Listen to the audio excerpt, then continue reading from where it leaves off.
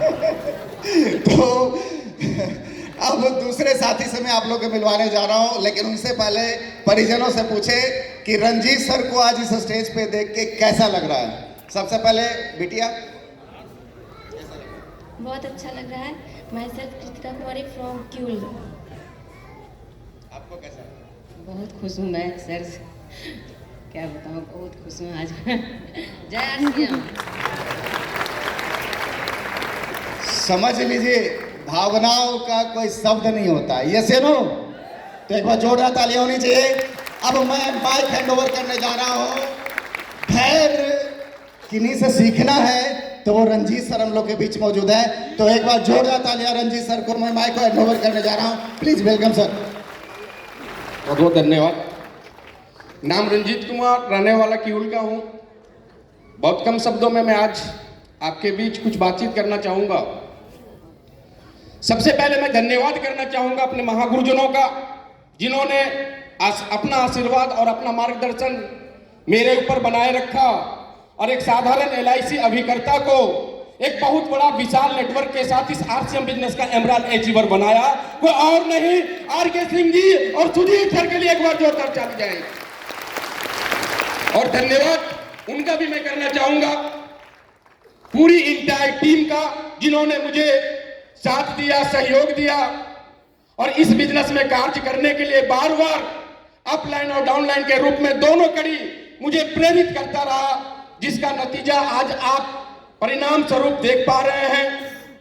कहानी बहुत लंबी है, बस मैं इतना कहना चाहूंगा कि जब मैं इस बिजनेस में आया था तो LIC का एजेंट हुआ करता था। बहुत तेजी से मैंने काम किया, लेकिन कुछ घटनाएं मेरे जीवन में घटी। बिल्कुल संक्षेप में, बहुत अच्छे तरीके से मैंने काम किया, लेकिन सेकेंड फेज की जब शुरुआत हुई, बहुत तेजी से काम करना चाहता था। पिताजी का पैरालिटिक अटैक हुआ 2014 में। लगातार 1 साल तक पटना क्यूल मैंने करता रहा। स्थिति कुछ ऐसी बनी कि फरवरी में 2015 में उनका देहांत हुआ और मैं ये सोचा कि अब पिताजी गुजर गए तो मुझे काम करने में बहुत आसानी होगी, क्योंकि बार बार जैसे ही घर से निकलते थे फोन आ जाता था कि पिताजी सीरियस हो गए। बैक टू पेवेलियन वापस घर आता था। पिताजी के गुजरने के बाद काम की थोड़ी सी स्पीड आई। ठीक 4 महीने के बाद मेरे सगे बहनोई 4 महीने बाद डेथ कर गए। फिर मैंने सोचा कि फिर मैं इससे बाहर निकलूं और निकलने के बाद मैं इस कार्य को आगे बढ़ा पाऊं। ठीक 8 महीने बाद दूसरे बहनोई का देहांत हुआ और इमेजिन नहीं करेंगे आप मेरे भाई, मेरे दोस्त, लगातार 1 साल मैंने जिया है इस दुख भरे समय को। 1 साल में 5 परिवार का देहांत हुआ, 1 साल में 5 लोगों का देहांत हुआ। मैं RCM को करना नहीं चाहता था, निकलना घर से नहीं चाहता था। मैं इतना दुखी होता था कि मैं लोगों के पास जाऊंगा तो लोगों को बताऊंगा क्या। पिताजी डेथ हो गए, बहनोई डेथ हो गया, मामा चले गए, भगना चला गया, कौन नहीं गया। लेकिन आज भी वो एक शब्द याद है मुझे, जो इस RCM बिजनेस को करने के लिए बाध्य किया। वो को और नहीं, सुजीत जी का वो शब्द था। अगर आप चाहें तो मैं बता दूं क्या? सर का जब मेरे पास एक फोन आता है कि रंजीत जी आप घर में बैठे रहेंगे तो क्या होगा?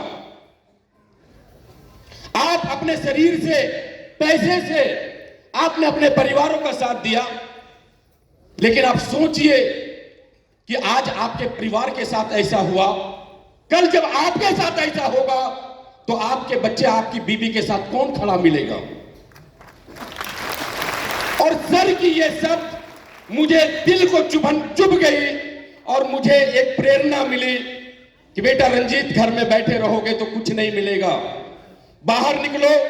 और सर के शब्द को सुनने के बाद मैं पहली दफा सर झुका के रांची शहर गया था। मैं जाकर के वहां क्या मीटिंग लूंगा, क्या बोलूंगा, लेकिन रांची शहर का मेरा जाना, वहां की टीम लीडर से मेरा मिलना, उन लोगों ने मेरे अंदर उत्साह भरा और उत्साह भरने के बाद मैंने फिर से कड़ी मेहनत के साथ इस व्यापार को आगे से आगे बढ़ाता गया। और आज यहाँ पे एक मैसेज के तौर पे बस इतना ही कहना चाहूंगा मेरे दोस्त, मेरे भाई, स्थितियां एक समान नहीं होती। कभी आपका व्यापार चलेगा, कभी आपका व्यापार नहीं चलेगा। मत घबराइएगा आप। अगर आपका लक्ष्य, आपका मंजिल आपके दिल में तय है तो गारंटी है कि आप वहां से उठ के यहां आएंगे। यह मैं भरोसा और आपको विश्वास दिलाता हूं। बहुत ज्यादा कुछ ना करते हुए एक छोटी सी लाइन, लक्ष्य ओझल हो ना पाए कदम मिलाकर चल, लक्ष्य ओझल हो ना पाए कदम मिलाकर चल, मंजिल तेरी पग चूमेगी आज नहीं तो कल। जय आरसीएम, जय आरसीएम। बहुत बहुत धन्यवाद। Thank you.